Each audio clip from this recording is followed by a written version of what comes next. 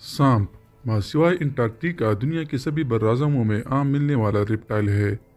अलबत्ता Greenland, Ireland और New Zealand में सांप नहीं पाए जाते।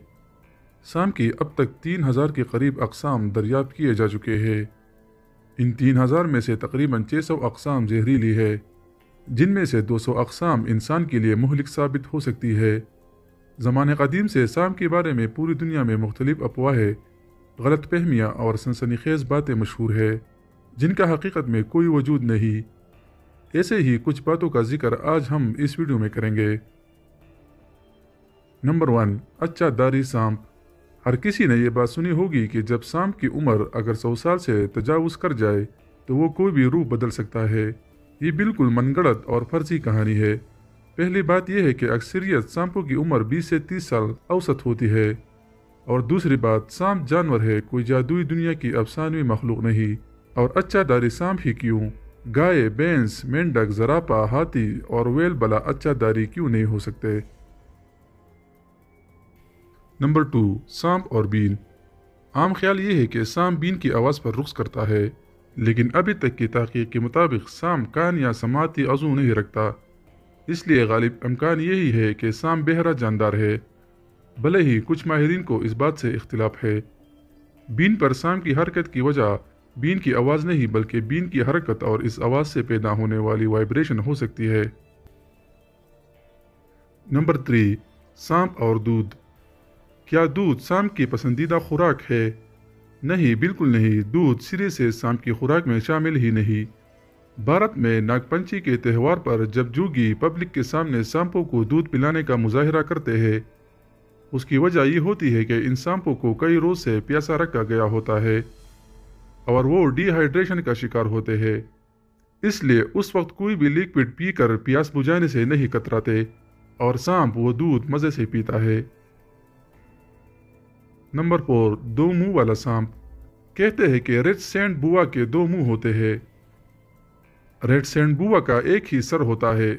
इसकी दुम की शक्ल ऐसी होती है कि पहली नज़र में इस पर सर होने का गुमान होता है, ताहम ये सर नहीं, दुम ही होता है। नंबर 5, सांप की यादाश्त। बाज़ लोगों का मानना है कि सांप एक फोटोग्राफिक मेमोरी रखता है। अगर कोई सांप के साथी को कत्ल कर दे तो सांप इसे याद रखता है और तब तक इसका ताक़ुब करता रहता है कि जब तक इसे डस कर मार ना दे। लेकिन हकीकत में सांप की यादाश्त बहुत कमज़ोर और महदूद होती है।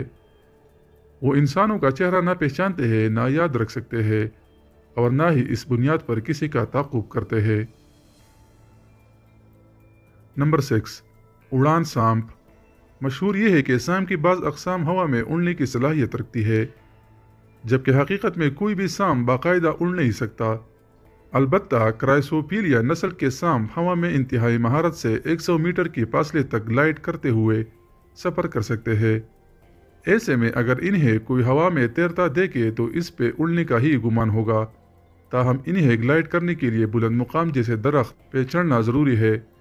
इस नस्ल के सांप चीन, इंडिया, श्रीलंका, वियतनाम, लाओस और कंबोडिया में पाए जाते हैं और ये सांप जहरीले होते हैं। नंबर 7, नागमनका यानी स्नेक स्टोन।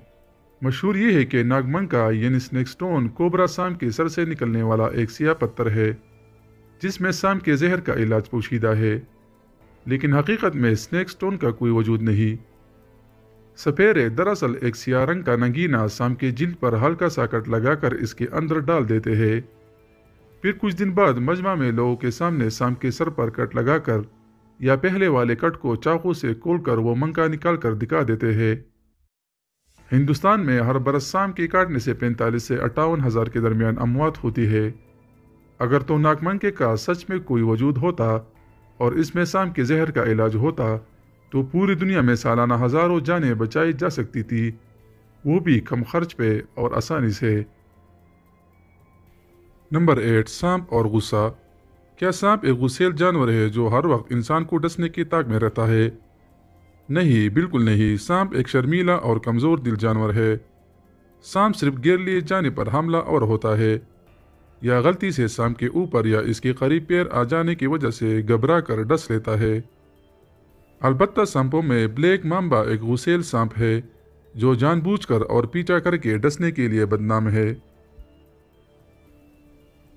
نمبر 9، مارخور اور سانپ۔